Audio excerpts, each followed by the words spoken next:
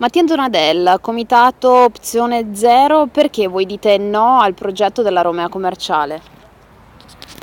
Ma noi diciamo di no innanzitutto per l'impatto ambientale che ha quest'opera, che attraversa 5 regioni, è lunga 400 km, insomma, e va a distruggere zone ambientali veramente di pregio, però anche zone che hanno una vocazione turistica o agricola e che hanno delle economie che si basano appunto su queste vocazioni. E poi perché è un'opera totalmente inutile, nel senso che i livelli di traffico non giustificano una nuova autostrada.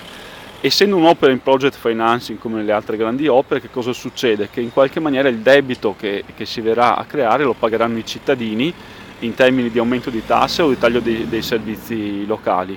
E quindi i problemi appunto non è solo una questione ambientale, ma anche, proprio anche una questione economica. Noi diciamo che ci sono altre priorità come per esempio la messa in sicurezza del territorio, del rischio idrogeologico, come la riqualificazione energetica degli edifici, insomma questi 10 miliardi che costa quest'opera potrebbero essere impiegati per cose molto più utili, più urgenti, a cominciare dal trasporto pubblico che langue, insomma.